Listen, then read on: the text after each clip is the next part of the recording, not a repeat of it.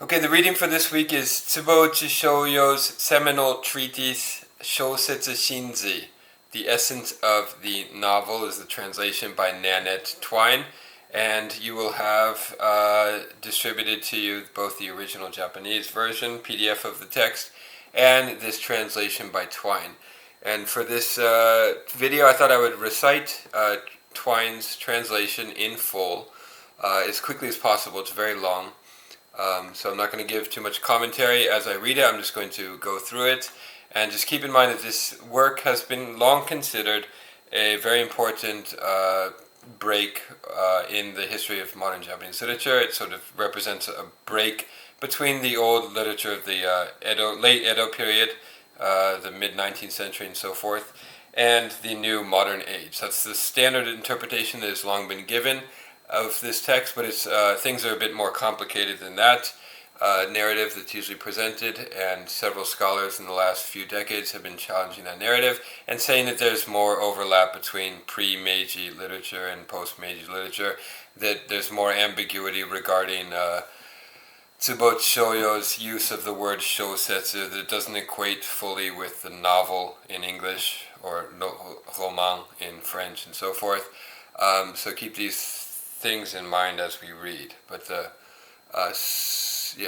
it is undoubtedly the case that the influence of this work was enormous and inspired a whole generation of young aspiring writers and novelists in the 1880s and 1890s and early 1900s to take up the pen and write a shōsetsu, a novel, in the manner that Shōyō outlines in this work. Okay, the work is divided into two sections, part 1 and part 2. The first part is sort of an outline of what he thinks the true novel is, right? And he contrasts it to the shōsetsu, or the gesaku fiction of the past, of the late Edo period. And that's part 1. So part 1 has 5 chapters. Chapter 1, the novel and outline. Shōsetsu. Keep in mind, every time Twine says the novel, we should really translate it as shōsetsu, because there's some gap between these two concepts, novel and shōsetsu. Chapter 2, the development of the shōsetsu. Chapter 3, the aims of the shōsetsu. Chapter 4, types of shōsetsu. And Chapter 5, benefits of the shōsetsu. Part 2 goes over some of the rules and conventions, and he kind of outlines a path that he thinks writers should take in order to arrive at his new idea of the true shōsetsu. And Part 2 consists of 6 chapters. Chapter 1, the rules of the novel, an introduction. Chapter 2, he discusses style. Chapter 3, he talks about how to construct a plot. Chapter 4, the plot of the historical novel. Chapter 5, the hero, discusses what a hero should be like and what heroes of the past have been like. And Chapter 6, he discusses narrative. Okay, so these two parts with 11 chapters in all, were published in 9 segments or 9 installments in a certain literary journal between 1885 and 1886. Okay, so they were all put together later, and I'm reading this aloud online into a video because the text is made available on the internet, so it's free for reading, and I don't think anybody will mind that I read it into a video citing, and I'll provide the link to the text in the description. Okay. Tsubouchi Shōyō, of course, is the great literary critic, translator of Western literature, and novelist of the Meiji period, one of the Meiji figures of Meiji literature and one of the pioneers of sort of modern Japanese literature. He's also the target of, an implicit target rather, in the writings of Ishikawa Jun, who was writing in the 1930s and 1940s, works of fiction and works of literary criticism that are very critical of this new regime or new paradigm of mimetic realism that Tsubouchi Shōyō brought into Japan, right? And one could say that Shōyō sort of erected or laid the foundations for a whole new way of doing literature, and Ishikawa Jun in his writings attempts to undercut or overturn that whole way of doing literature. Okay. So Shōyō was also the great translator of Shakespeare. I think he translated the entire works of Shakespeare at one point in his career and introduced much of English literature. He was an English literature specialist, so a lot of the translation and study they did was of English literature. Alright, let us go now into the translation. The essence of the novel, Shōsetsu Shinzui, starting with the introduction. And this is a very, very, very long 11 chapters, so I might have to cut this up into 2 or 3 videos to get through the whole thing. Okay, so bear with me. I'm going to read as quickly as possible. Introduction. How splendid has been the history of the novel in Japan. Shōsetsu in Japan. Antiquity gave us Genji Monogatari, Sagoromo Monogatari, Hamamatsu Chunago Monogatari, and Sumiyoshi Monogatari, followed later by Ono no Otsu's Joruri Monogatari, and the popular fiction of Ichijo Zenko. Closer to our own times, the fame enjoyed by such writers as Saikaku, Kiseki, Jisho, Furai, and Kyoden contribute still further to the novel's ever-increasing popularity. The literary talents of the day competed in producing historical romances. Iku and Samba wrote humorous stories. Tamenaga Shunsui wrote love stories. Both Tanehiko's Inaka Genji and Bakin's Hakkenden are famous works of this period. Okay, there are copious footnotes in the translation, and you will be able to read those on your own, and I'll read them once I read the entire work here at the end. Information about all these writers that he's citing, such as Bakin and Santo Kyoden and so forth. Then the upheavals of the Restoration put a temporary stop to the work of popular writers, with the result that the novel Shōsetsu lost ground. So note that he's calling everything that existed in Japan, all of the forms of prose fiction, he's putting them all under the category of Shōsetsu, which is already kind of a dubious claim, because they weren't regarded as Shōsetsu at the time. The word Shōsetsu itself doesn't come into Japan until, I think, the late 18th century or early 19th century. I'll have to check on that, but it definitely did not exist before that. Shōsetsu, the word, or haisetsu is another word that was sometimes used synonymously, meaning sort of lowbrow rubbish works of prose. Then, with the result of the novel, Shōsetsu lost ground. Recently, however, the Shōsetsu has made a very considerable comeback, the times being now more propitious to the publication of fiction. Everywhere one sees in print all sorts of stories and historical romances, each trying to outdo the others in originality. Things have come to such a pass that even newspapers and magazines are publishing rehashings of threadbare old Shōsetsu. As a result of this trend, there are innumerable Shōsetsu of all varieties in circulation in Japan today. The sheer profusion defies description. One may well say that the present happy reign of Meiji is a period of unprecedented prosperity for the Shōsetsu. Okay, so throughout this whole thing, there's this story that recurs through his narrative of that, namely, the Shōsetsu had fallen into a terrible state in the late Edo period, and it became disreputable and lowbrow and without any artistic merits. And now that we've entered this new age of westernization, modernization, and Bunmei Kaikai enlightenment and so forth, now is the time for the novel to rise to the status of high art. Okay, is one of the recurring themes throughout this piece. At the end of the Tokugawa period, or the Edo period, right, which ends 1868, the prolific output of Bakin, Tanehiko, and others brought fiction a wide readership. Young and old, men and women, country and city dweller alike, all pored eagerly over historical romances, extolling them to the skies.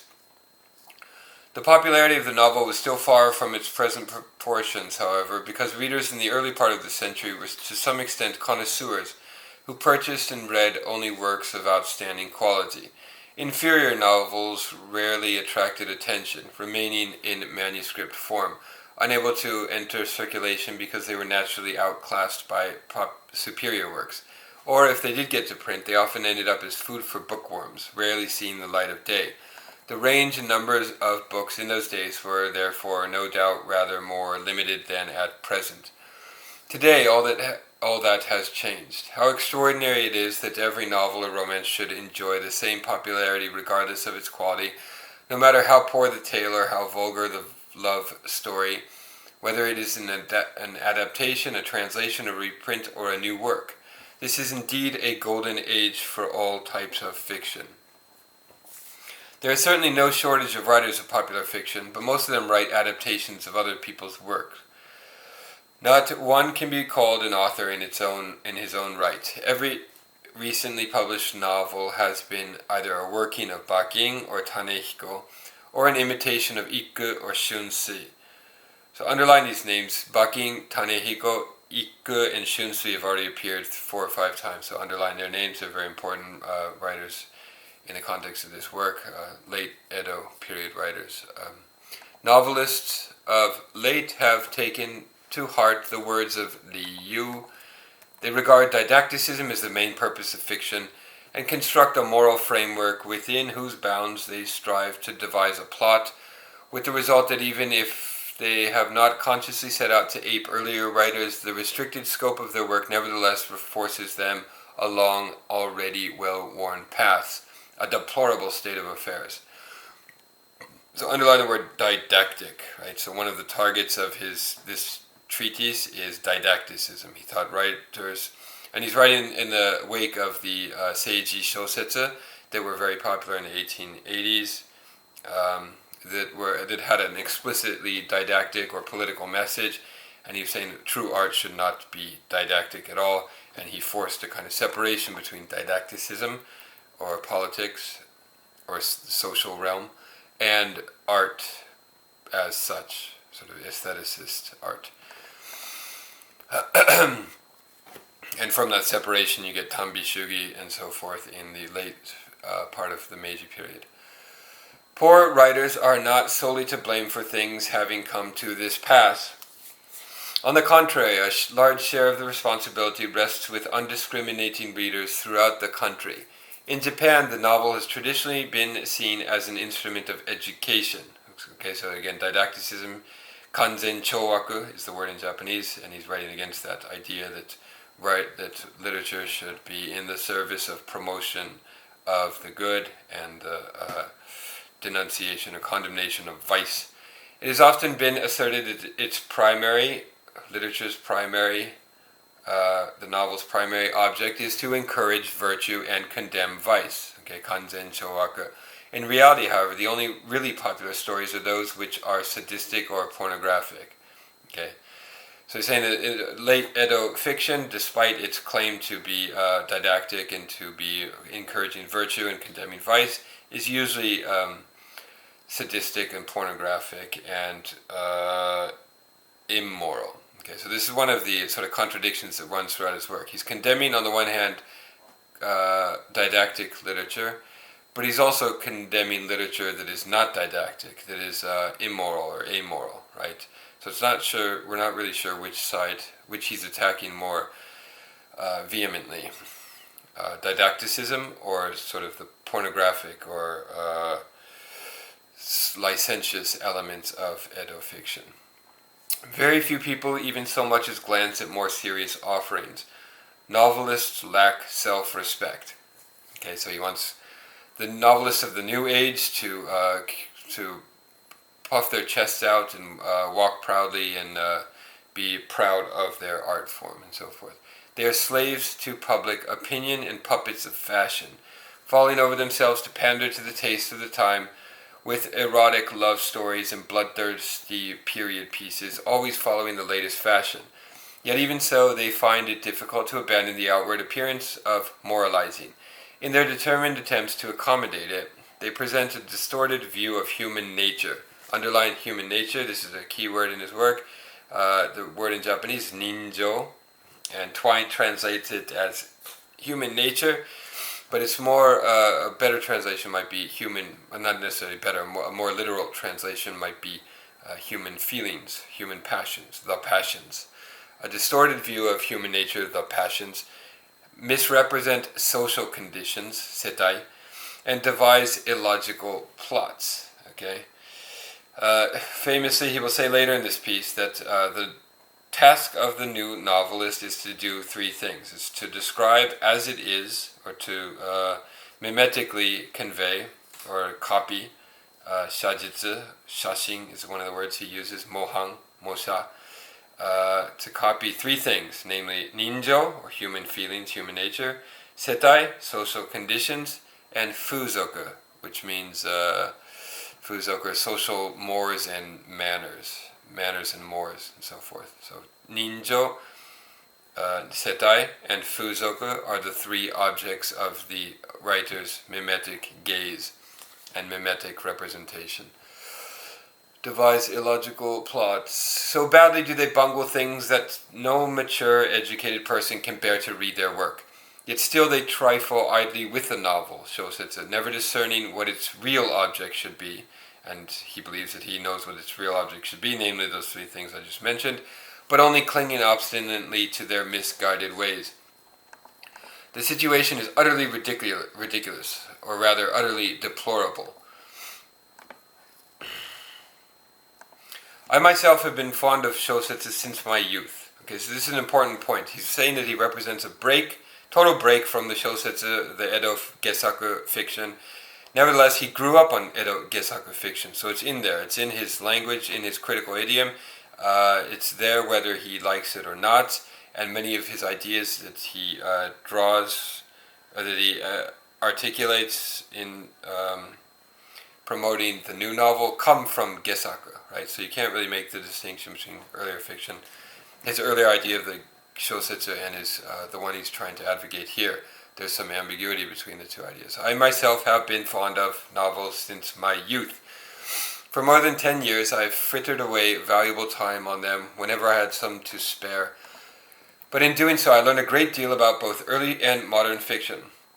It is because I also believe I have come to understand something of the true purpose of the novel that I now presume to offer my theories, such as they are, to the world.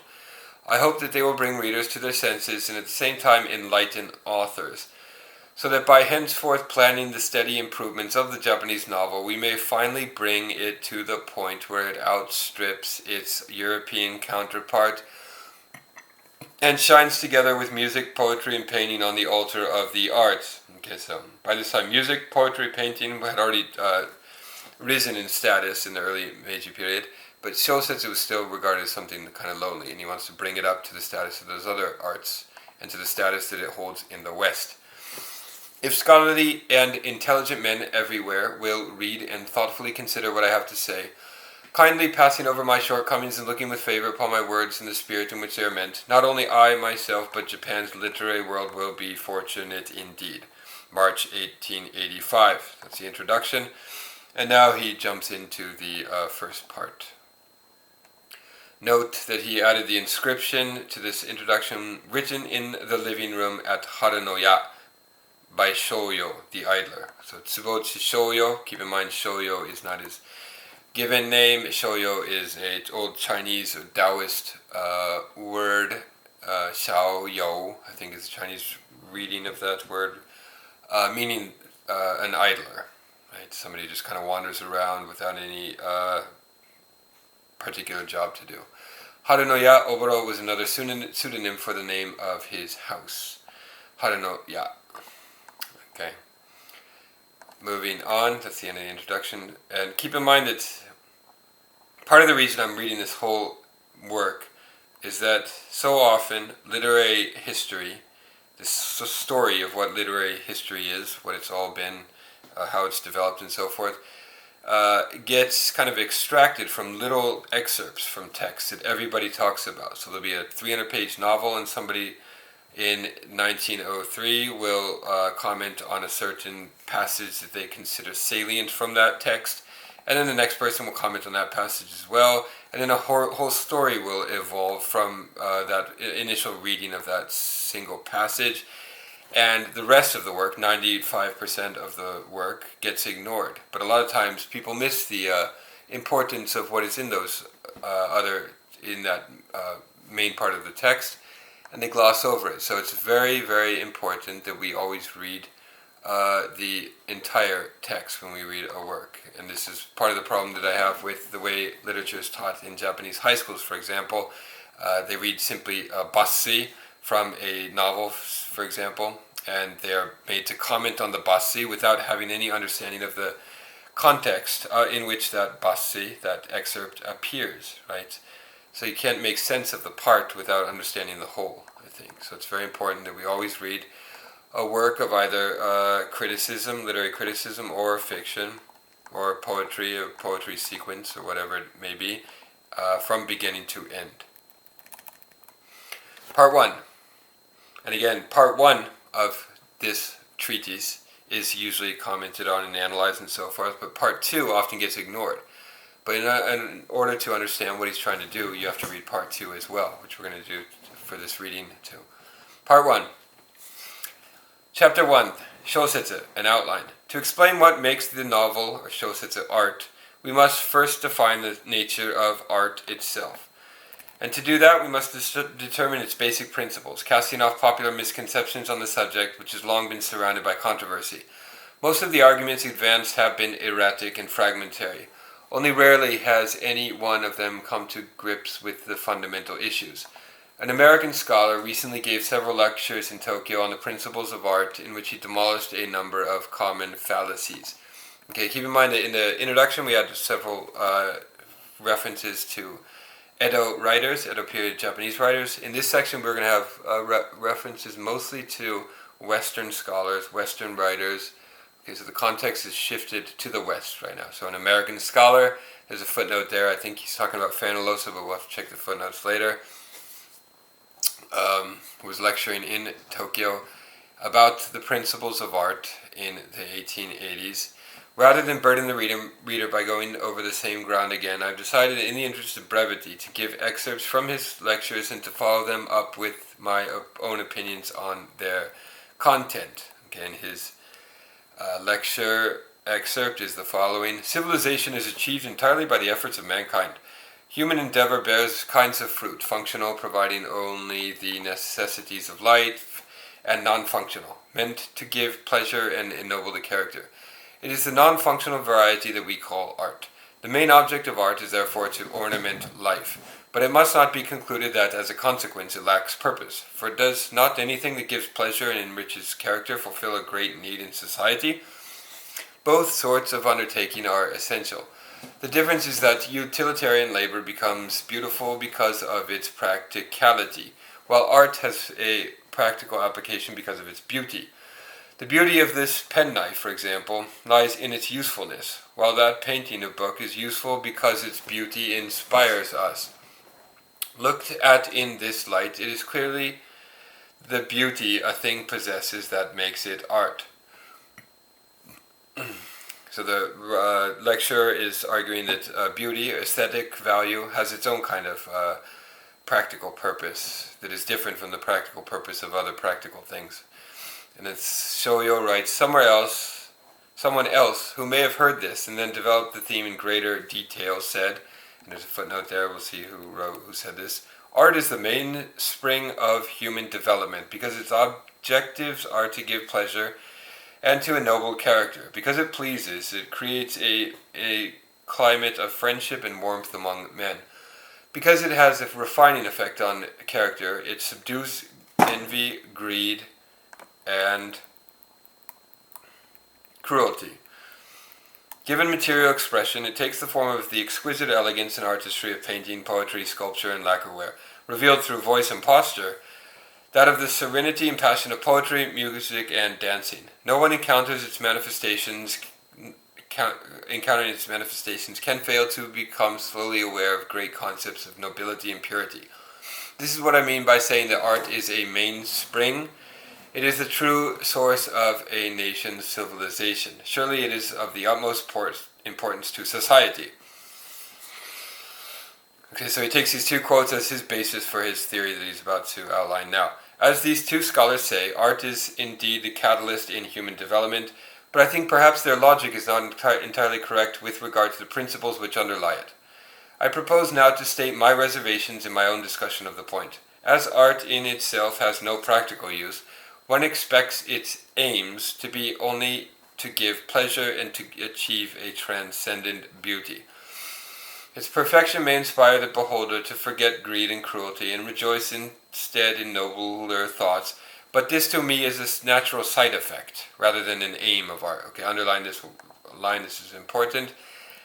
These practical effects that art might have are all good and well, but they are not the primary aim of art, he is saying here. They are simply natural side effects. It is, so to speak, a chance product rather than an end in itself. Okay, so the point isn't to produce these side effects, the point is something else, but these side effects may arise from great art. Were it not so, the artists of the world, painters and sculptors alike, would have to work with ideas restricted by the bounds of preconceived matrix of human development. Surely this would be a great mistake. Okay, so art must not be purely in the service of human development and so didactic purpose, moral teaching, and so forth. Anyone making an artisan's knife does so with the criterion that it must cut well, as its purpose is purely practical. Likewise, an artist, if he decides that his work must contribute to human development, is bound to keep this aim always before him. Whether painting mountain scenery or carving images of birds and animals, no easy task. It is very difficult to produce a masterpiece, no matter how hard one strives for perfection. And it is complicated even further when the artist's ideas are limited by a stipulation of this sort. It follows that art, different by nature from practical crafts, should never be created with predetermined controls. To arouse in the beholder by its sublime beauty emotions so profound that his spirit seems involuntarily to soar, that is its proper objective, and that is what makes it art. Okay, so underline this line here. The secondary purpose might be to produce these other moral or didactic development in the reader, but the primary purpose is this sentence here. Okay, to arouse in the beholder by its sublime beauty emotion so profound that his spirit seems involuntarily to soar. That is the proper objective.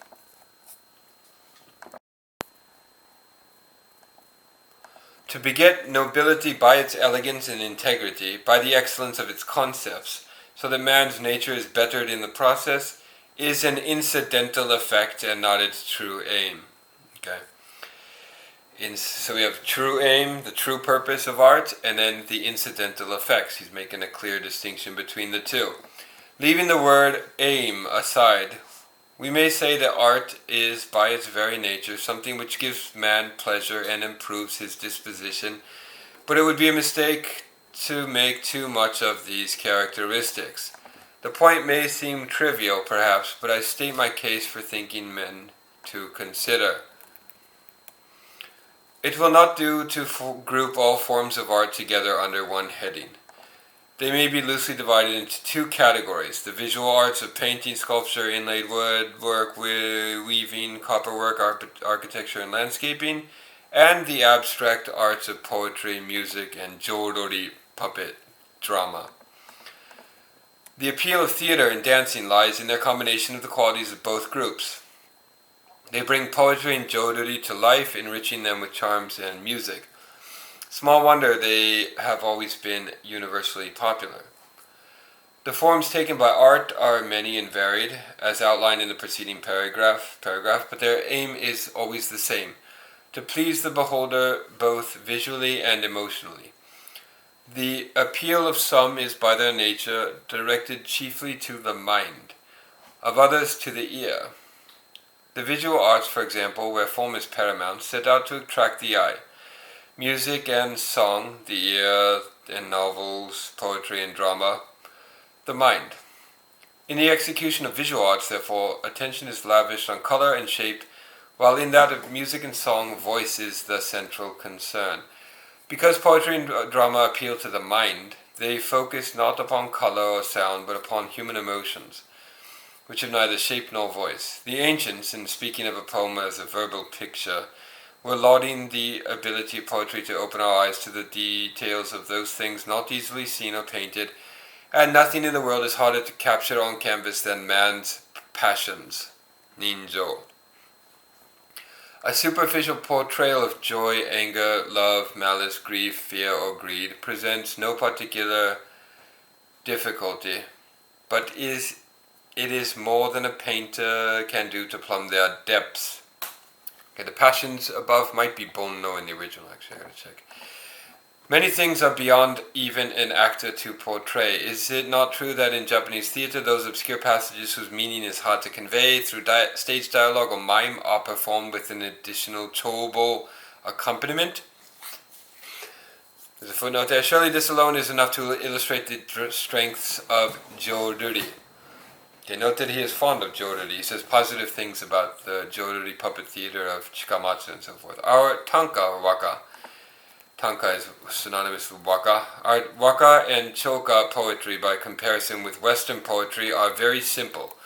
They do no more than express a transient emotion, rather like Western emotional or elegiac poetry. Elegiac poetry. Elegies. Most Chinese verse is just as simple. Poems like Changhenge, which we read in this class, right, by Bai Zhouyi, the Song of Everlasting Sorrow. Poems like Changhenge or Pipa Qing do bear some resemblance to Western poetry, but their narratives are flimsy and their overall characteristic dissimilar. Western poetry, of course, takes many forms. These include epic poetry, narrative poetry, didactic poetry concentrating on edification, and witty, ironic, or satirical poetry, as well as lyrics for musical accompaniment, dramatic verse for stage performance, and many others too numerous to list. In short, Western poetry bears more resemblance to the novel than it does to Japanese verse, in that it strives to portray situations from life. Right, I don't know how accurate a characterization of Western poetry that is, but take it as it is.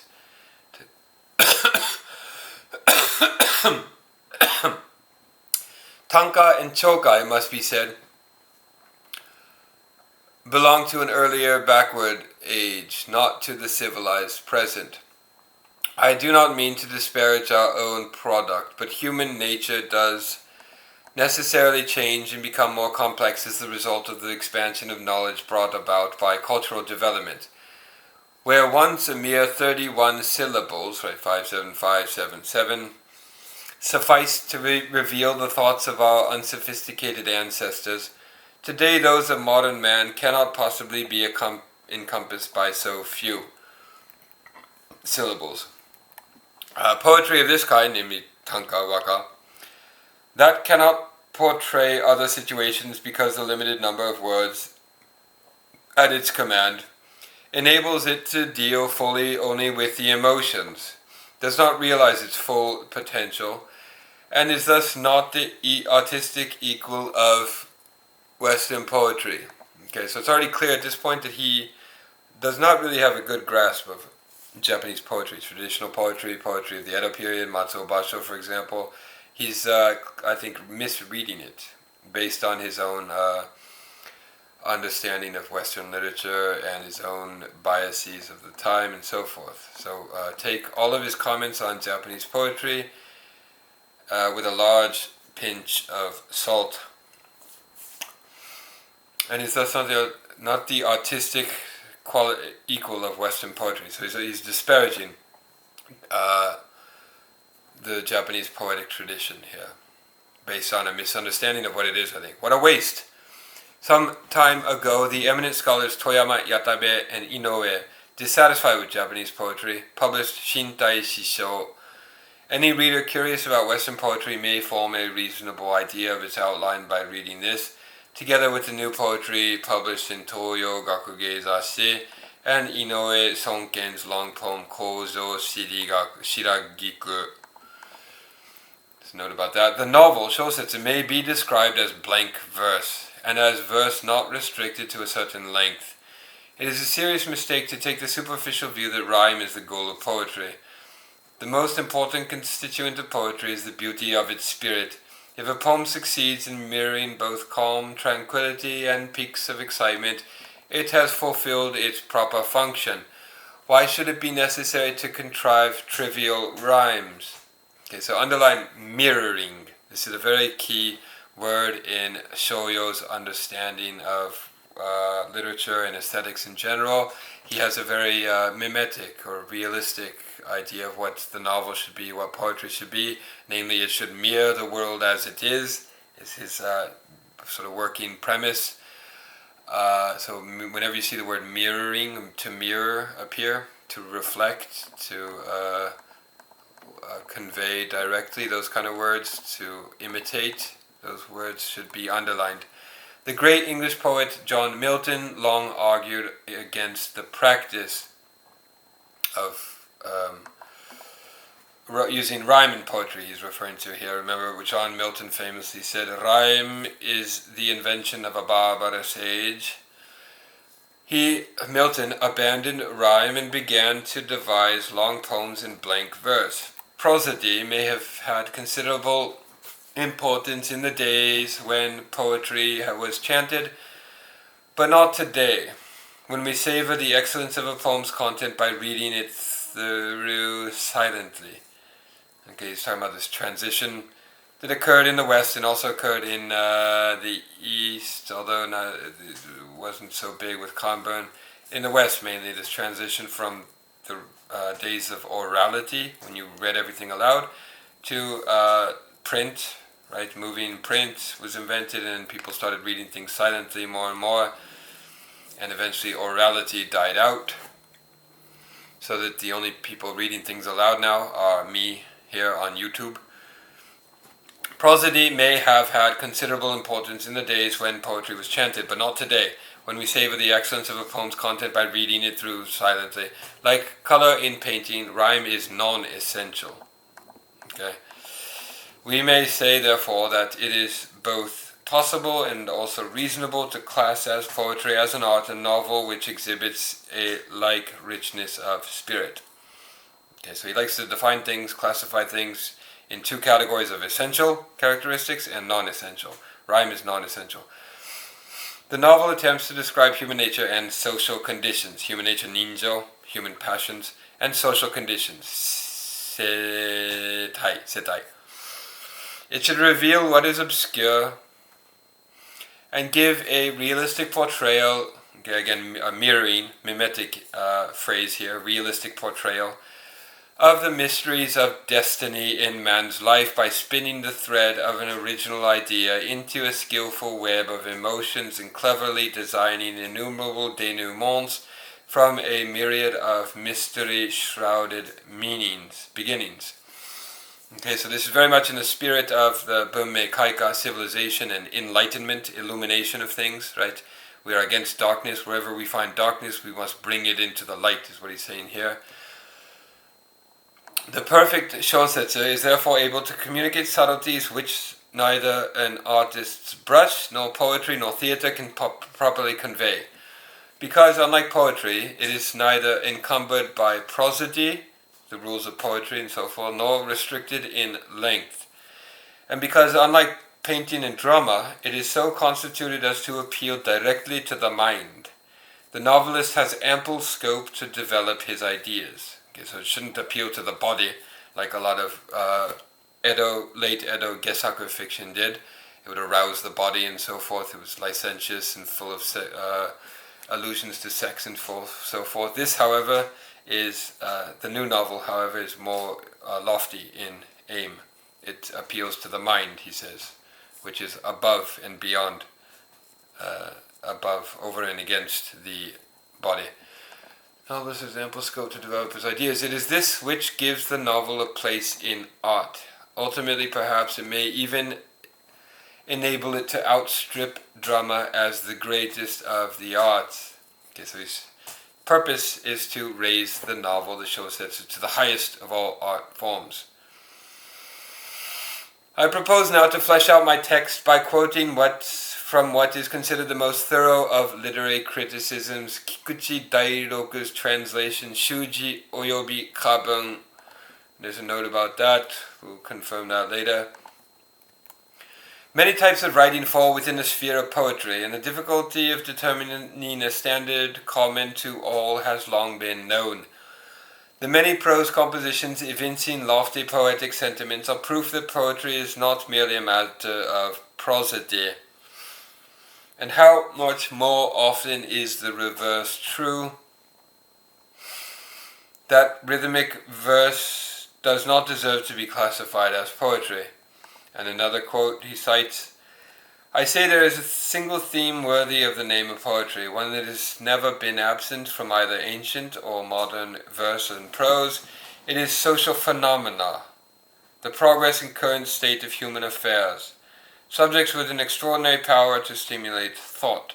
The plight of man, struggling valiantly with the unpredictable forces of nature and the whole of society, his life's unbearable sorrows, its triumphs, loves, achievements, eminence, his eternal wish to leave a lasting mark behind him, the immensity, the mutability, the complexity and the wonder of life and nature, the supernatural deity recognized as controller of the universe, the vastness of the heavens, the tranquility of the earth, the rotation of years, months, hours, seasons, human society, the lives, deeds, and changing fortunes of its kings, generals, and heroes, the battles which decide the fate of nations, the labors of powerful men who take upon themselves the betterment of civilization, the great upheavals in human affairs, all these are part of it. It embraces every human condition, selfishness, intimidation, nobility, reliability, charm and beauty, grief, vivacity, animation, and color, everything. Excepted are those mundane matters essential to daily existence that, though naturally claiming much of man's attention, cannot compete with the affairs of society in the degree to which they interest and inspire him, and therefore, of course, cannot be called poetry. Nor can such things as scientific precepts, academic matters, logarithm tables, budget calculations, molecular quantities, important though they are, be put under that heading." Another quote here. "It is often said that a lofty theme deserves language with a measured rhythm, but is this really so? The language of prose is, to draw a comparison from life, akin to the peacetime running of society. It lends itself to the description of a leisurely, unhurried frame of mind. If prose is walking and poetry is dancing, but ever since prose first became one of the components of literature and achieved polish, books without number have been put into circulation. Prose has reached a stage where its themes are fit for poetry, and the beauty of description reinforcing them equals that of the best rhythmic verse. Even the style of those prose works of the Tokugawa period showed the loftiest poetic sentiments, differing from that of poetry only in that it relied on harmony of language rather than strict meter, thereby permitting unchecked flow and variety." And then another quote he cites on epic poetry. "An epic poem, ancient or modern, oriental or western, basically tells a story.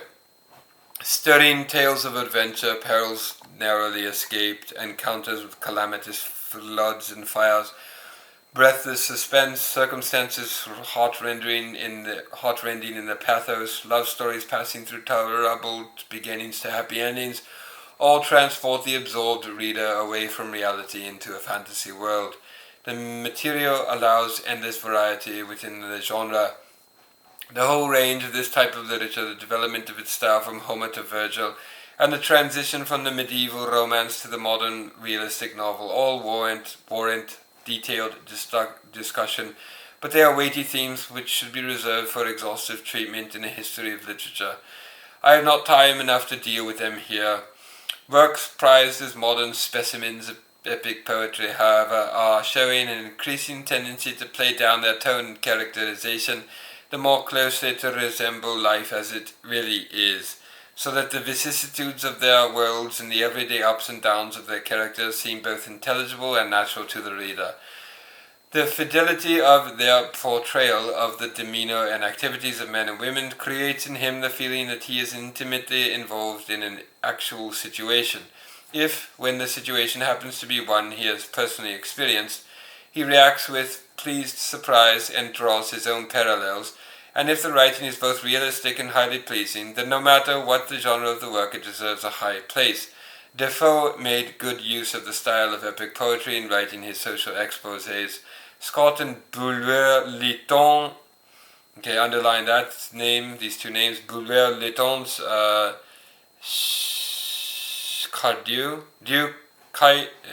forget the name of the translation, but it was his work, which was one of the first novels, if not the first novel translated in full into Japanese. Boulever-Lytton, among others, used it to impart a knowledge of history, and it led to the Seiji Shōsetsu boom after its publication in 1880, I think.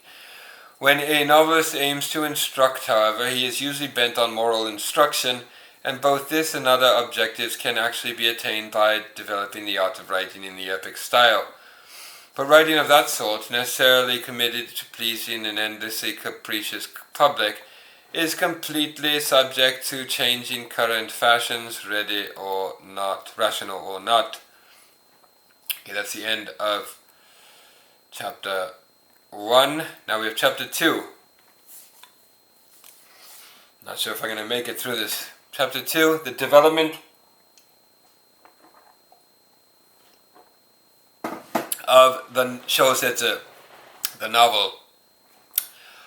The novel Shōsetsu is a form of fiction, a modification of fantasy. Okay, this is where he rails against fantasy. Novels should not be fantasy, they should be real. And this had a very negative effect, in my view, in Ishikawa Jun's view, because it relegated the realm of fantasy to a lower status, and writers thought that fantasy was not serious literature, and they have, in most cases, avoided it all through the Meiji period, and it sort of continues as an undercurrent. Natsume Soseki, of course, writes Yume Juya, which is kind of a fantasy work of sorts. Other writers explore fantasy as a kind of response, or in reaction to Shōyō's ideas, and in reaction to the dominance of realism, mimetic realism in the Meiji period, from the Meiji period on. Unlike the fantasy or romance, as the English style it, which is a tissue of absurdities fabricated without regard to verisimilitude. Underline verisimilitude. This is another key component of his literary theory, literary ideas. The idea that the work should convey reality as it is, verisimilitude. The appearance of reality, it should convey the appearance of reality. The novel, unlike fantasy, the true novel, sets out to portray human nature and behavior, basing its themes on realistic material. Okay, the material itself should be realistic. So this is kind of a reflection of the spirit of science and rationalism that had come into Japan in the Meiji period. Realistic material. The extreme brevity of such a description leaves many questions unanswered, of course, but I propose for the moment to postpone elaboration of the principles which underlie it and begin by recounting the stages in the novel's development. It may be said that fiction and unofficial histories, haishi is the word, I think, in the original, haishi, as opposed to seishi, or official histories. These are two terms that come from ancient classical China, pre-modern China, haishi and seishi. It may be said that fiction and unofficial histories began to circulate far back in antiquity. To understand why, okay, the Shōsetsu, or haisetsu, comes out of this tradition of unofficial histories, or haishi, and it was long associated with unofficial histories. To understand why, we must consider how things were when society was in its infancy. Okay, so here he gives a kind of Spencerian or Darwinian account of the evolution of literary ideas and literary genres and so forth. How things were when society was in its infancy. It was in those days the universal practice among all peoples to make the venerated head of one particular family the leader of the whole clan. In a barbarous age of intense fighting, there were many who rose precipitately in the savage wilderness to become heads of families and soon after clan leaders. So he probably has in his mind here the Taira clan and the Minamoto clan of late Heian and Heian and late Heian. Once they had done so, such men naturally related for their grandchildren tales of the hardships they had endured and of their own exploits in battle. The stories were true accounts of their own first-hand experiences and observations, but in time, as they were passed on down the generations by word of mouth, faulty memories and exaggerations finally resulted in the loss of the original core of fact, and over-dramatized versions transmitted orally over long periods eventually became the basis for mythology. Normal and unremarkable though this practice was for the times, I am inclined to think that there were three factors in particular which contributed to this latter pass. Firstly, when a patriarch prospered and grew powerful, his people, with understandable pride, would cry up quite trivial feats in order to boast to other clans. They would deliberately misrepresent their ancestors' careers, inflating their actions into mighty deeds. Secondly, man's innate love of the fantastic, underline fantastic, a bad word in his idiom, led people to invent stories and misinterpret historical data even when there was no particular need to do so. Then, too, as the country gradually grew stronger and a civilized society emerged, it was not thought fitting that its first leaders should have had humble origins, and so far-fetched stories were concocted to embellish the facts. Facts, underline facts. Facts is a good word in his language, in his system. People were much more pious in those days. Even if they did not deliberately invent stories, they naturally spoke of their ancestors as if they were gods, and thought of themselves as descendants of gods. These three things are the real bases for the improbable stories of gods found in many countries. It seems quite certain that the myths of antiquity were the beginnings of romance, and that many had been added to or falsified in their telling. Okay, so romance, mythology, and fantasy are all grouped into this single category in his mind, which is something that the true novelist must move away from and reject. Yet the tales of the gods were originally serious stories, not light entertainment. Their function was totally different from that of the later romance, despite the similarities in their natures. Posterity, long accustomed to hearing the erroneous and distorted versions, did not doubt their authenticity but esteemed them. As the myths were never regarded as fiction, they were printed with great respect at the beginning of official histories and came to be seen as reliable data throwing light on the early days of the nation. It is a serious mistake to speak of myths, as some do, as the romances of ancient times. Okay, so maybe they're not all in the same group, but I think he's saying that romances, although there are differences between romances of ancient times and myths, there's still some overlap between the two, but let's see what he says. Nonsensical though they may be, they are intrinsically different from fiction. Myths are intrinsically different from fiction in that while the stories they relate are not strictly factual, neither are they pure invention. They are semi-historical, semi-fictitious. Facts dressed up with a combination of invention and misrepresentation to produce something in the style of a history. It is obvious that both authentic histories and the romance originated from the myths. Okay. The novel and the history have a common source, their present dissimilarity being merely the result of their subsequent development.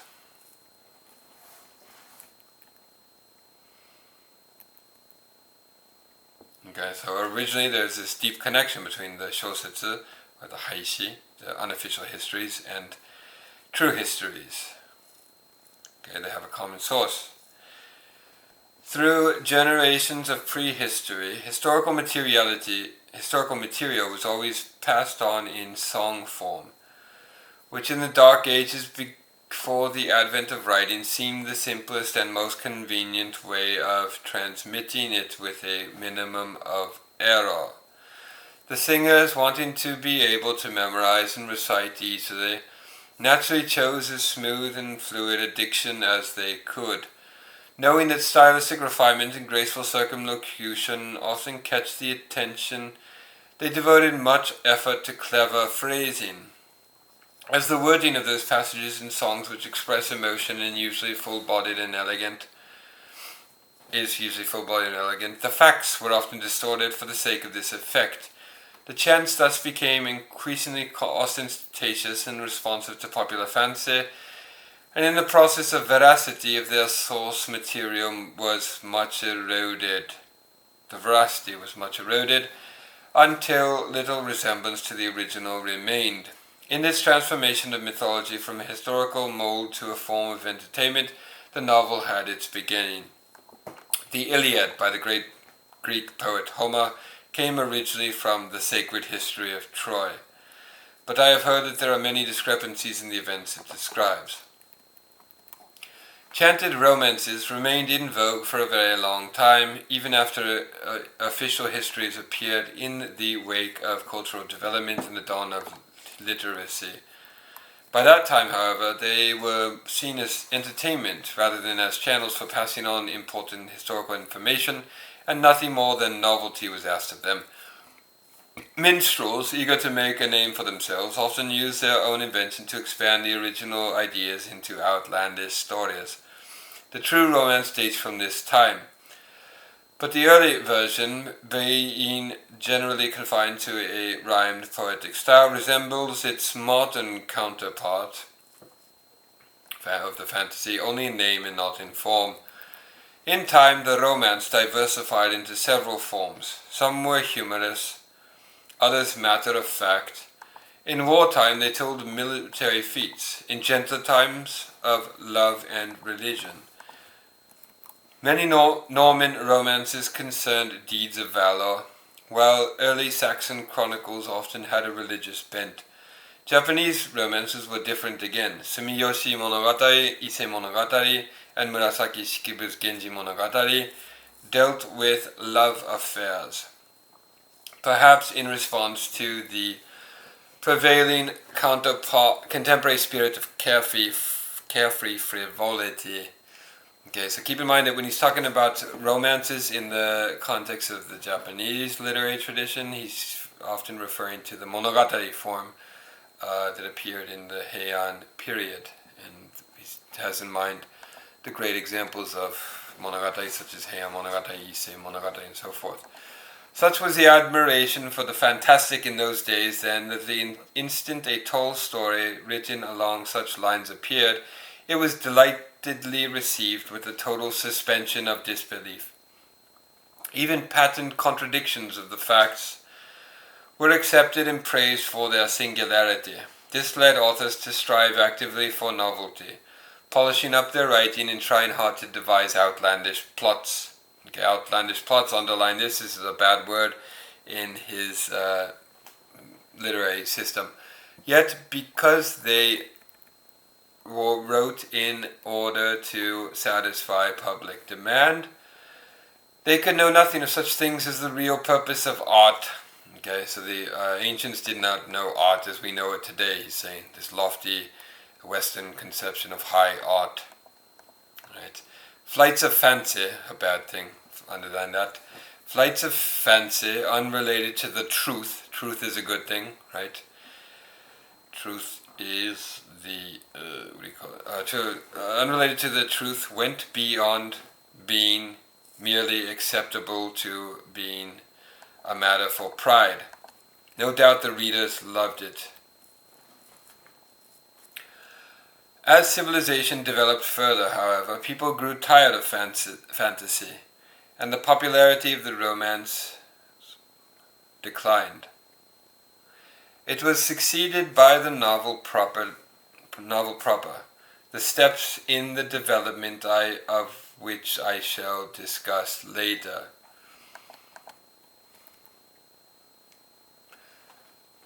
Alright, one thing that is admirable, I should say, about Shōyō's treatise is that it attempts to account for not just Japanese literary history, but it doesn't separate Japanese literary history from world literature and world literary history. It tries to conceive of the whole history of literature as a whole, right? And it kind of jumps seamlessly between how things developed in Japan and how things developed in the West. The heyday of the Romance coincided with that of the apologue, an apologue being a work which enlightens and instructs women and children in the guise of a nonsensical story. The English call it a fable. Examples are Aesop's Fables and Zhuangzi. Okay, so he cites an English, Western example, European example of a fable, and then he jumps to the Chinese, Sino-Japanese tradition. Zhuangzi, the foundational Taoist text, which is very important in Japan as well, and he's considering them on the same plane. The fable came into being, so this is really the beginning of world literature in Japan, right? The idea of conceiving world literature as a single entity. I don't think you see any examples of it before this text. The fable came into being when wise and good men began casting about for a means of remedying the deplorable state into which mankind was sinking as morality declined. Society had become hedonistic and idle. People seldom read books, let alone academic treatises on morality. There was nothing which could be used to instruct. The solution they finally arrived at was to construct fictitious stories along the lines of the then popular romance, with hidden overtones of reproof, intending thus to exhort by insinuation.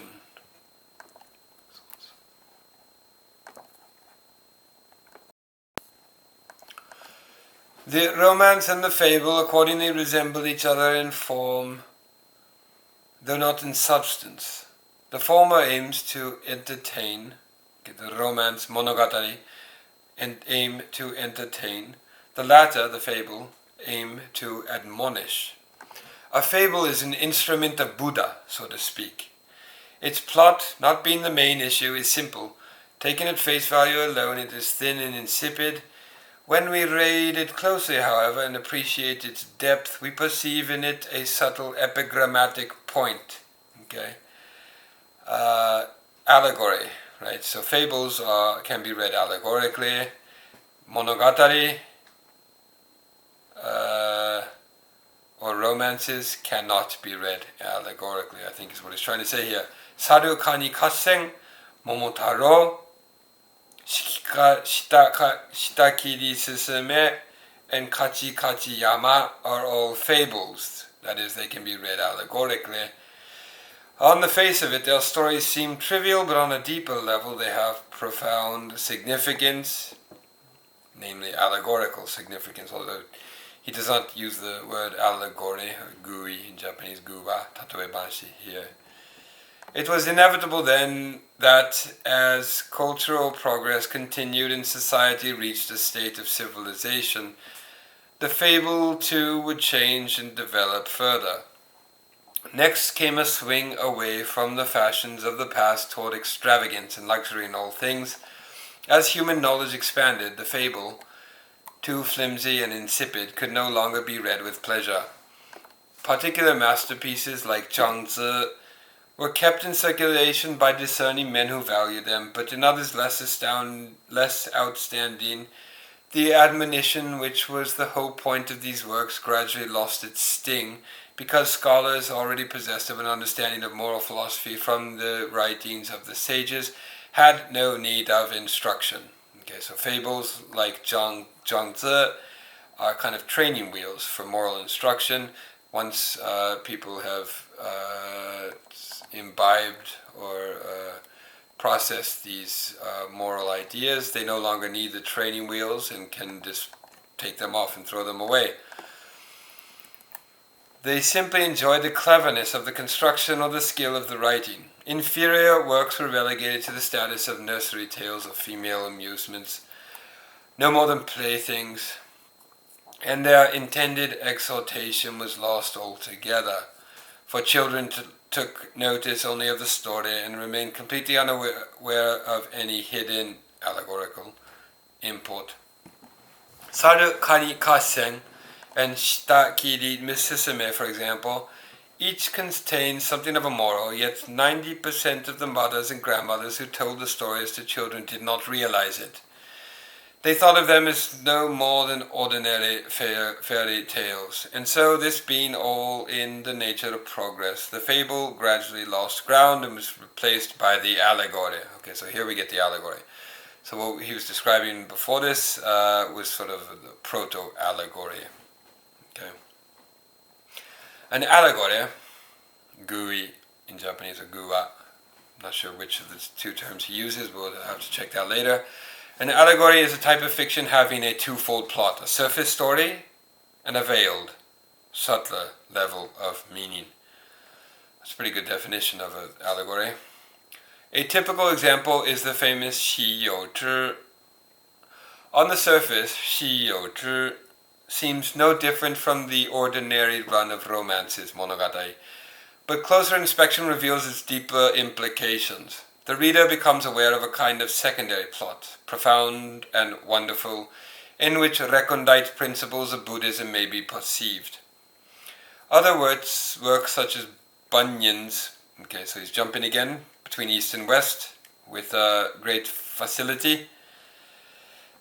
Other works such as Bunyan's Pilgrim's Progress and Spencer's Masterly Fairy Queen also have hidden import, sometimes instructing, sometimes castigating. The Fairy Queen has 3 levels. On one, it appears to be an ordinary romance. On another, unspoken level, it deals with the mysteries of Christianity. Here and there, one may also distinguish flashes of satire and admonition directed at contemporary society. Okay, so fushi. There's also a fushi, a satire, satirical level to the work as well. It is without doubt an unparalleled masterpiece of allegory. There are many other allegories. I have merely chosen the best to serve as convenient examples. The reader may discover for himself how a moral is concealed within a circumstantial plot by carefully studying the 3 I have mentioned. The allegory surely evolves from the simple fable. They are outwardly different, one very straightforward and the other very complex, but their common hidden purpose makes it difficult to think of them as separate genres.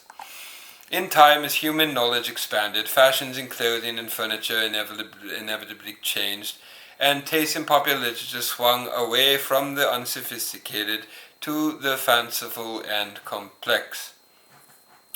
In consequence, the public came to reject both the romance, the monogatari, and the fable as too shallow and insipid. Writers of romances then began a frantic search for new ideas. They spun out their plots, made them more complex, and tried harder to give the public what it wanted.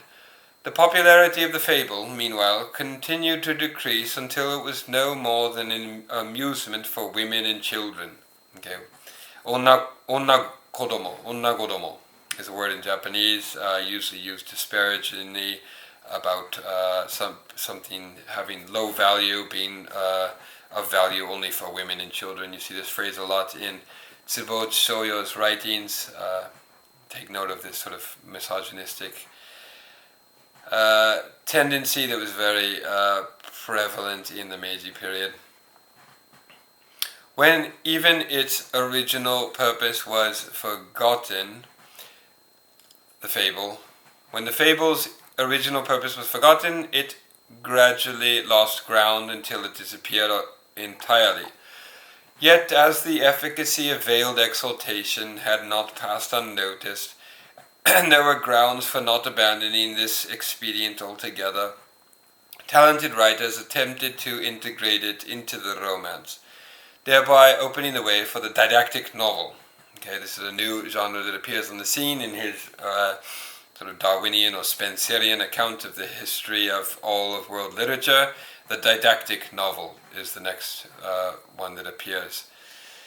Priests with literary talent and virtuous scholars saw that not only were romances of this sort popular, they also had a powerful influence for good. Quietly realizing that counseling people and possibly putting an end to moral turpitude could prove difficult unless they began by taking advantage of this popularity, they lengthened the fable, gave it a more complex story with a hidden moral, and brought it out as a competitor of the monogatari or romance. Both the allegory and the didactic novel thus began with the fable, but the two were intrinsically very different. The main purpose of the allegory was moral instruction, and its story was a means to an end. The didactic novel, on the other hand, treated the story as paramount and moral instruction as an embellishment. Okay, so once again, this distinction between primary purpose and secondary purpose. And in the didactic novel, he's saying that the story, the plot, is paramount, is of primary purpose in the didactic novel, and the moral instruction, which had been the main focus of the allegory and the fable, is now relegated to the status of a mere embellishment. Because of this, so things are becoming less didactic as literature evolves, right? So in his mind, the ultimate telos of literature, literary development, is a purely undidactic, non-didactic realm of pure aestheticism, with a caveat that we will discuss later. But even a clear moral cannot redeem an embellishment. Because of this, inconsistencies or absurdities in the plot of an allegory will pass unchallenged if it has a clever meaning, moral meaning. But even a clear moral cannot redeem a didactic novel with a bad plot. Okay, so plot is more important than the moral now in the didactic novel. How strange it is that Oriental didactic writers, unaware of such refinements, consider the novel's main aim to be merely to impart a moral lesson, and pay scant attention to that description of human nature, ninjo, which should be their main concern. The root of the trouble is the failure to understand the difference between an allegory and a didactic novel. They are like a foolish merchant emulating a street vendor. The street vendor has hired a space under the merchant's eaves from which to sell the principle of moral instruction. The merchant, while dealing in human nature in his main shop, sets up a booth of his own under the eaves to handle moral instruction as a sideline. In the process, his desire to concentrate exclusively on selling moral instruction leads him to neglect his regular business, and he ends up by closing down his shop. Drama, too, began as an enactment of the legends, but with the growth of knowledge came to be regarded as a means of admonishing society, conveying a sermon under cover of a story, as the allegory did. The baka yashi were performances of ancient events recorded in works like the Kojiki. There's a note about the baka yashi. They were regarded as ancient traditions, as yet devoid of any hidden meaning. England's miracle plays were much the same sort of thing, giving unqualified accounts of miracles and great achievements wrought by saints and holy men.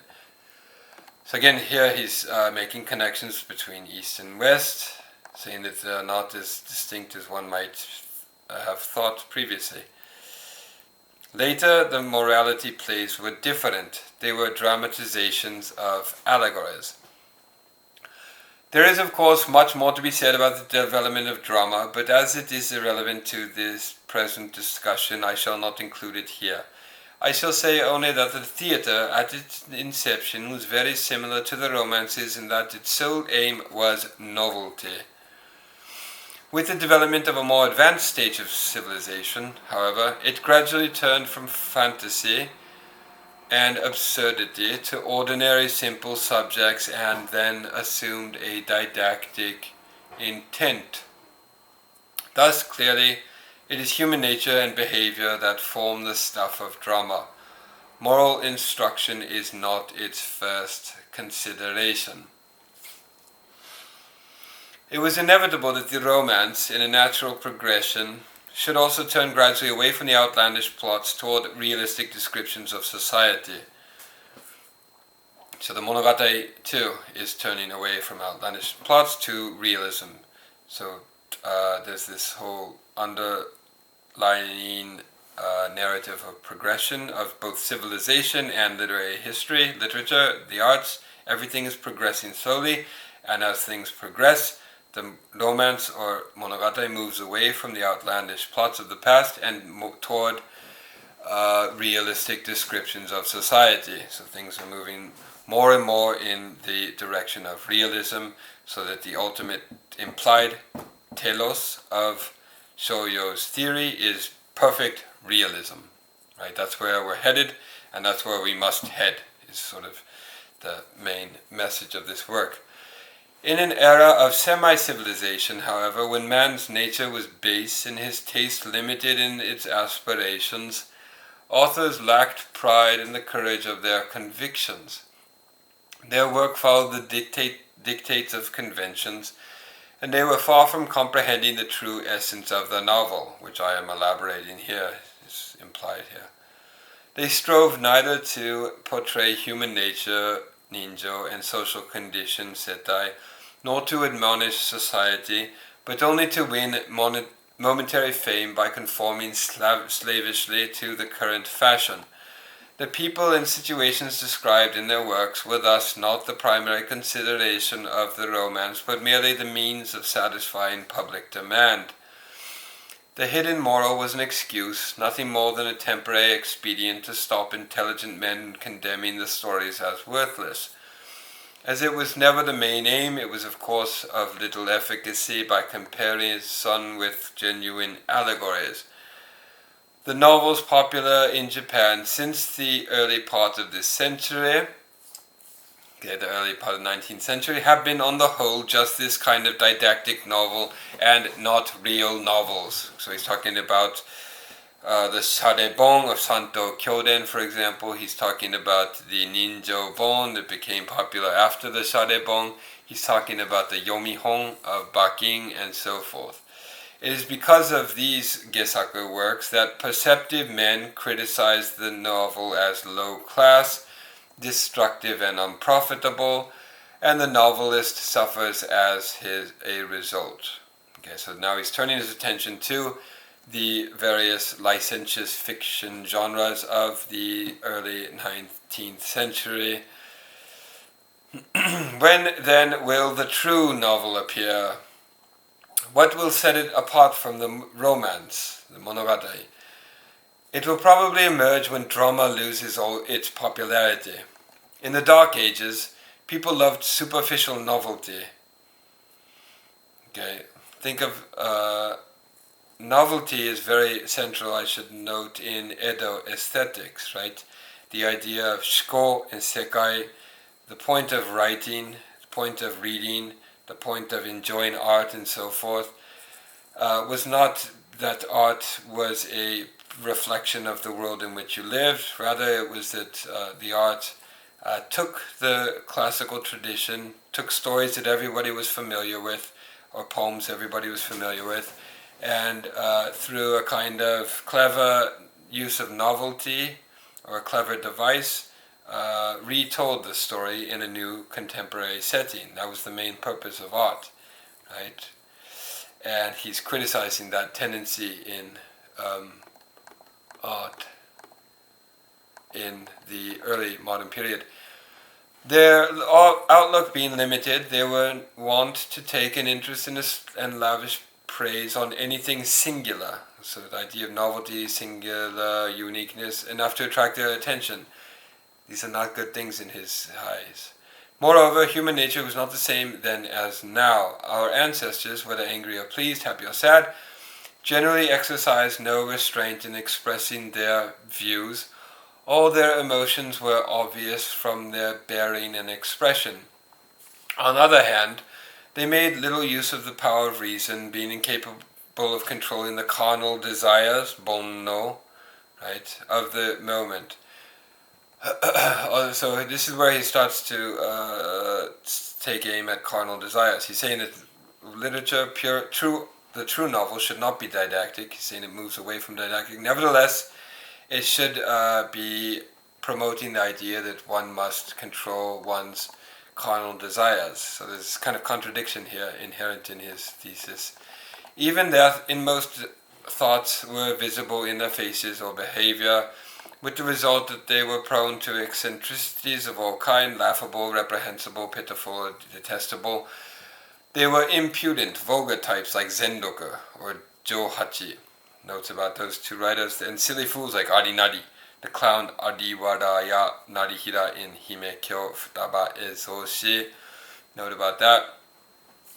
Such emotional transparency made it simple for contemporary romances to portray human nature and behavior, and in the main they did so, presenting them for the world's entertainment. But there must have been many facets of life which the authors, not very talented, found it beyond their abilities to describe realistically.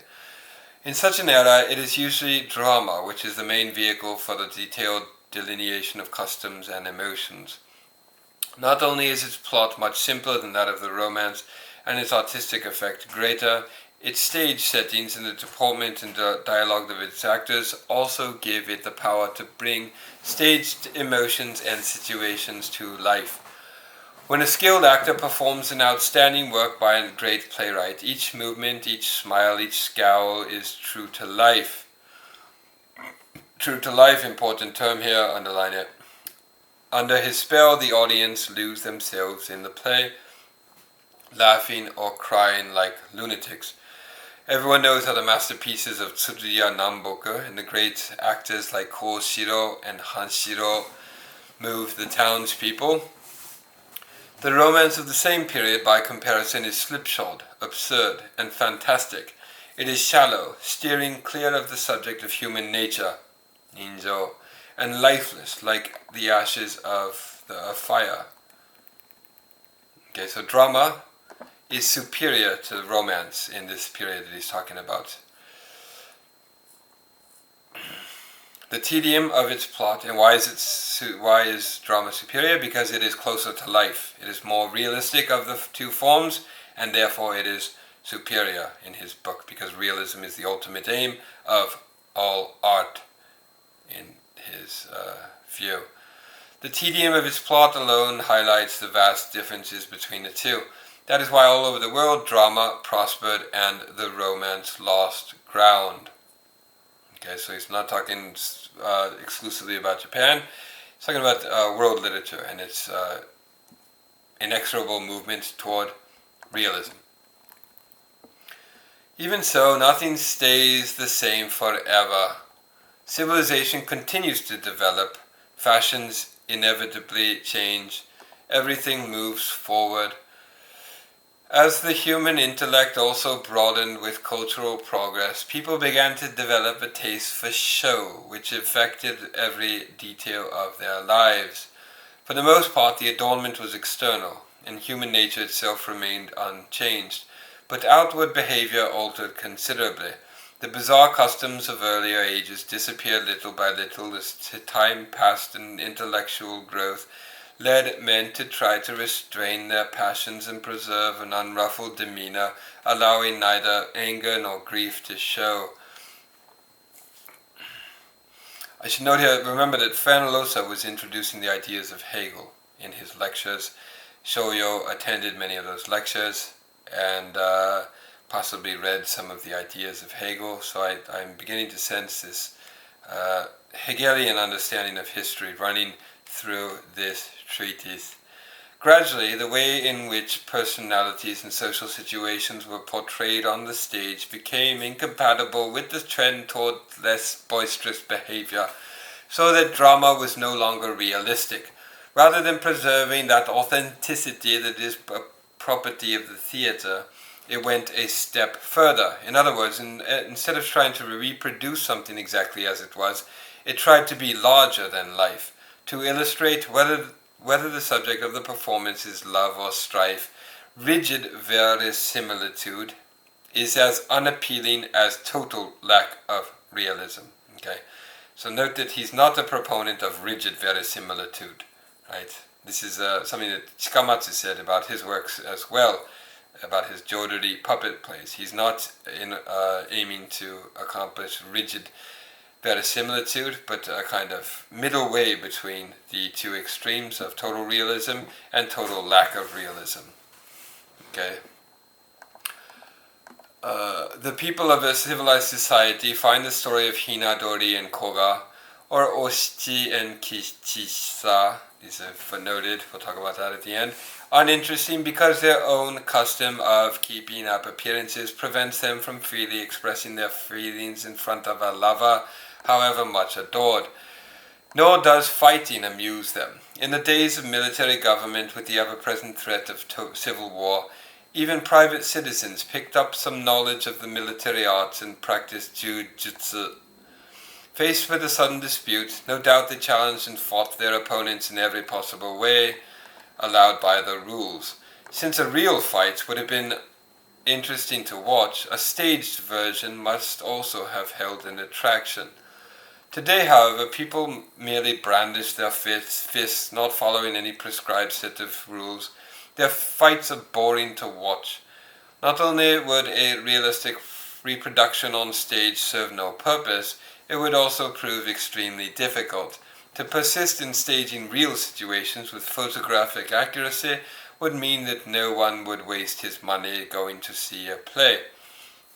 It is only when something goes a little beyond reality and seems interesting or funny that actors perform it and audiences go to see it. Okay, so the point isn't reality, but realism, but hyper-reality, hyper-realism is what he's saying here.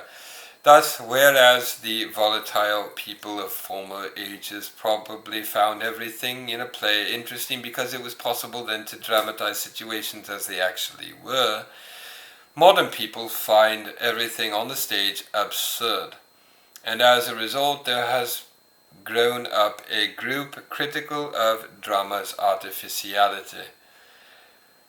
Yet rigid adherence to realism in acting is not only a dubious practice harmful to the rationale of natural theatre, it is also extremely difficult to achieve. Consequently, even though civilization is now in full flower, 8 or 9 out of 10 plays inevitably deal with the past. Even dramas of contemporary life okay, so note again this triumphalist tone running throughout this piece, saying that our civilization now, not only in the world but in Japan as well, is in full flower. This is the age of Bunmei Kaika. We have finally entered the stage of total civilizational realization. Even dramas of contemporary life are performed with old-fashioned touches. An example, a maiden meets a handsome young man and falls in love at first sight. Enraptured, she drops the fan she is holding and gazes fixedly at his face. That sort of thing happened in the days when people were frank about their feelings. It would not happen today. Yet it is a device much favored by writers of Kyogen and Kusazoshi. These are two genres prominent in the 19th century, who frequently employ it to indicate love. The fact in itself proves how hard it is to reproduce present-day situations on stage. Okay, so he seems to be limning the limitations of total realism, pure realism, saying that some sort of artificiality or some sort of conventions or symbolic gestures, symbolic representation of reality is necessary. Alright, so this is an aspect of Shōyō that is not often emphasized in the short summaries and descriptions of his works and his ideas, which is why it is always important to read a text in full, every paragraph, and analyze each statement, because a lot of times there are contradictions and aporias and complexities and ambiguities within those, okay? Which is why we must always read the primary sources, not just summaries or secondary sources about these great writers. As a result of the developments I have outlined, drama no longer merits admiration as a mirror of its times. Its audiences are growing inclined to quibble. Some say wigs are unrealistic, others say that masks are unnecessary. Such extremists even argue in favor of abandoning makeup. So he's saying, I'm not an extremist. I'm trying to navigate a path in between these two extremes of total realism and total non-realism. Apropos of audience comment.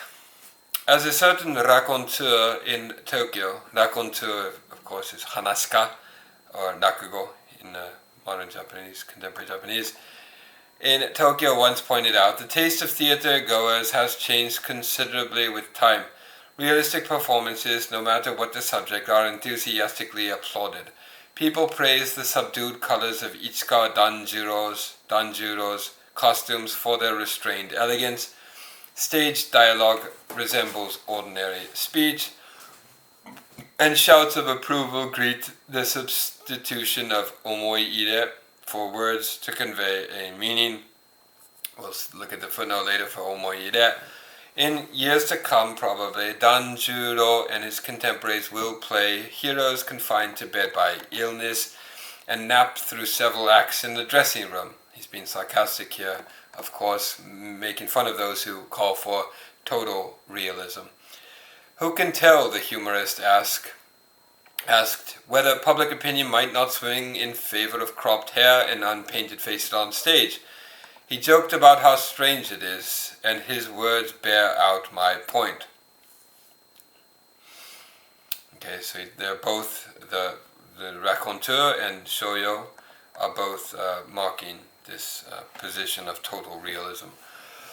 A further drawback of drama is that there are some things, particularly among human characteristics, which are impossible to dramatize, as well as such as some which no one would be interested in seeing performed.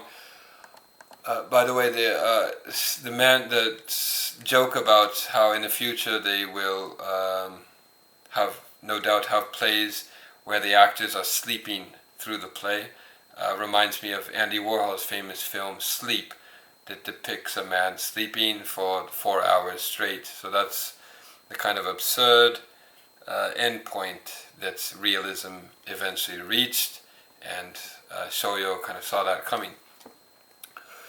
Playwrights have, as well as which are impossible to dramatize, as well as some which no one would be interested in seeing performed. Playwrights have accordingly never employed them. Were such aspects of human nature to be closely examined and brought to life by the written word, however, they would make absorbing reading. Audiences have grown tired of seeing nothing but superficial, exaggerated personalities. How can subtler natures be savored in the absence of fine detail? The theater is disadvantaged in this respect. Okay, so this is where theater and drama reach their endpoints, their limitations, and after that, the true Shōsetsu, the new Shōsetsu must take over, because only it is capable of conveying full reality. Continuing, drama is simply mimicry. Okay, so mimicry, monomane, mohan, by itself is not necessarily a good thing, because it has its limitations. Drama is simply mimicry. Normal characteristics are harder to imitate than idiosyncrasies. An ordinary voice, for example, is not as easy to mimic as the voice of an actor with distinctive speech traits. Long ago, the superficiality of human nature meant that all a man's feelings showed in his face, so that there were often unusual things to be seen, which was very convenient for the stage. Cultural development put an end to eccentricity, however, and many things can no longer be dealt with by omoi-ire alone. Perhaps this is another reason why the theatre has gradually lost ground to the novel. Okay, the novel, the Shōsetsu, has supplanted or usurped the position of the theatre in the modern period. The scope of the novel is on the whole wider than that of the theatre. The scope is wider. It affords a comprehensive and satisfying portrayal of contemporary society, whereas the depiction of personality in the theatre is limited by its dependence on visual and oral appeal. The novel, by communicating directly with the reader's mind, not his body, not his ears, not his mouth, and stimulating his imagination, mind and imagination over body, has a much wider range. On stage, nature, scenery, houses, and furnishing are represented by paintings or props. Mechanical devices are enlisted to give evidence of rain, wind, and storm. All these things are described in elegant prose in the novel, captivating the reader's spiritual eyes. Okay, so the material, physical eyes are lower than the spiritual eyes. So the new true novelist must aim to appeal to the reader's spiritual eyes rather than his physical eyes. For some, the degree of interest aroused in him thus depends on the strength of his own imagination. For some, the best part lies outside the text, for others within the text itself. And parenthetically here, the works of the English novelist Sir Walter Scott are replete with elaborate description. When writing about a cave which was a brave rebel's hideout in Rob Roy, he took the trouble to leave his house and go to a cave said to have been the man's old lair. Though he scrutinized the area and made notes of the various flowering plants then coming into bloom, before returning home to write a graphic description of the place for his novel. Such detailed descriptions of scenery are not only riveting, they are also the forte of the novel. No theatrical props can equal them. Okay, so we get a degree of detail that is not possible in theatre, that is possible in prose description. There is a fourth drawback to the theatre in the unwieldiness of its plot. As the primary appeal of a play is to the eye, the physical eye, rather than the spiritual eye, there must be some clear and logical connection between the events of earlier acts and those of later ones. It is particularly important that the final catastrophe of a tragedy be clearly traceable to an earlier cause. So he's talking about Aristotelian causality here. The nature of the final catastrophe is perhaps difficult to grasp without first understanding what tragic drama is. There are, of course, many tragic Japanese romances, but as they have only the substance of tragedy without the name, 2 or 3 examples are needed to make the meaning of the word clear. Sanada no Hari Nuki Zutsu, recently performed by Danjuro's troupe at the Shintomiza, is a tragedy, as are Sammon Gosa no Kiri and Banzuin Chobe. Such plays center around a sorrowful, heart-rending plot in which the main character, the hero, meets an untimely end in the last act. His death may take various forms. There are suicides and murders, thieves who perish on the execution ground at dawn, and double suicides for love, Shinju, such as those we saw in the Chikamatsu play that we read in this class. It is the death of the hero that is known as the final catastrophe. Should his death be accidental, unrelated to any earlier events, the audience is bound to find it less interesting. So causality is of great importance. They will feel as though something has been snatched from their grasp. In a novel, on the other hand, the incomprehensibility of accidental death works to heighten the sense of climax, perhaps because, although many of life's vicissitudes can be traced to a cause, many others are the result of chance. Okay, so unlike in the theater, chance, contingency, accident, coincidence, and so forth are permissible, he's saying here. I shall discuss this further in the section on plot. Schiller was right when he remarked in a discussion on plot in drama that the denouement of a play must be a consequence and not an accident.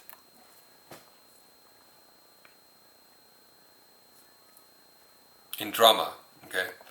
Yeah, so Schiller's comment is about drama. In the novel, however, accident is permissible, he's saying.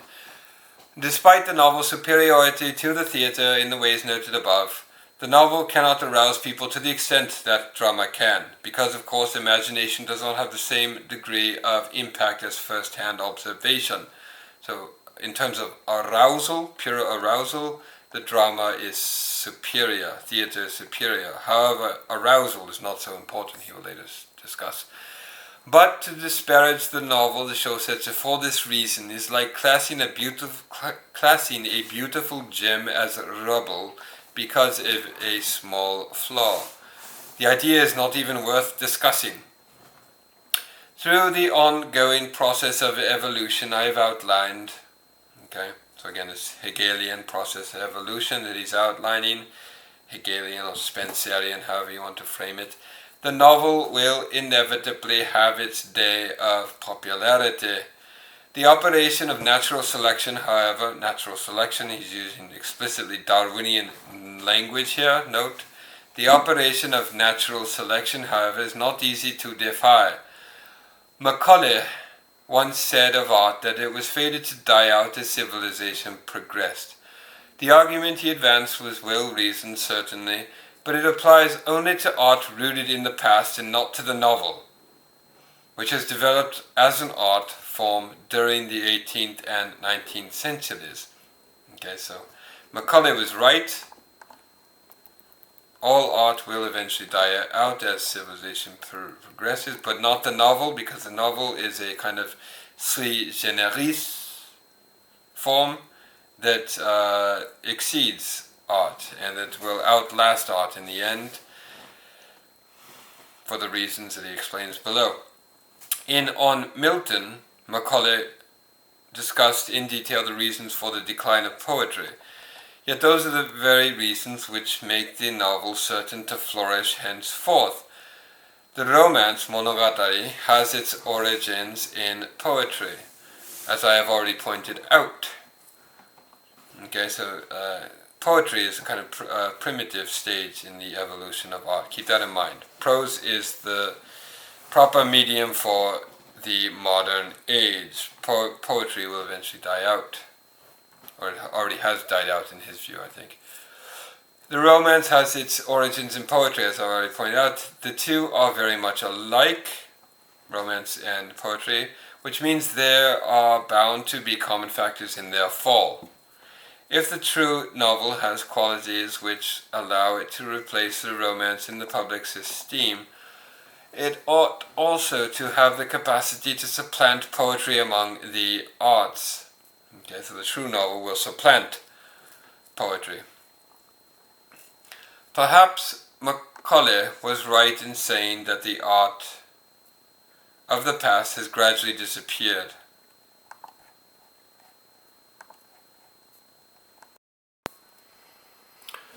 Perhaps Macaulay was right in saying that the art of the past has gradually disappeared.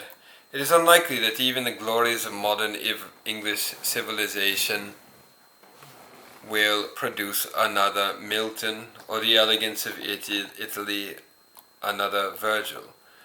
It is only the art form of the novel which has a bright future. Okay, so all other art forms will die out, he's saying here. So we are now 150 years after he published Shōyō's publication of this treatise. We can look back and assess veracity of his statement. Have all other art forms died out? Is the novel the only form that remains today? Think about this in the class discussion.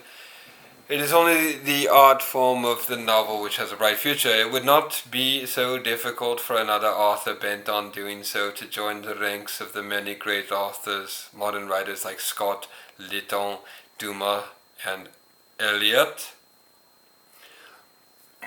Note on that there. Fellow countrymen, do not waste your time worshipping Bakin and Shinzui and Tanehiko.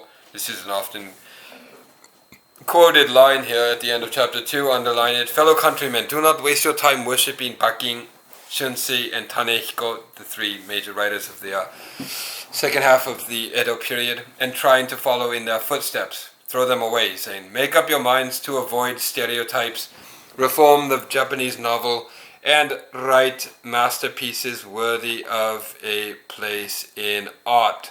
Okay, so he ends with an emphatic exhortation to reject the fiction, Gesaku fiction of the late Edo period.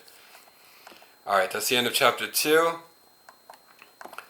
I'm going to stop it here and continue in the next video from chapter 3 on. We had 27 footnotes, so here before I close, let me just go over some of the footnotes here. There are footnotes 1 to 28, which appeared in these first few chapters. Murasaki Shikibu, we know who she is, we don't need to go over that. Daini no Sanmi, second half of the 11th century. Sugawara no Taksuke, we don't need to worry about that. 1566. Ihara Saikaku. Okay, just underline these names. These are the major writers that you should all be familiar with. Ihara Saikaku and Santo Kyoden. Okay. Jippensha Ikku, so he's referred to Ikku a few times here so far.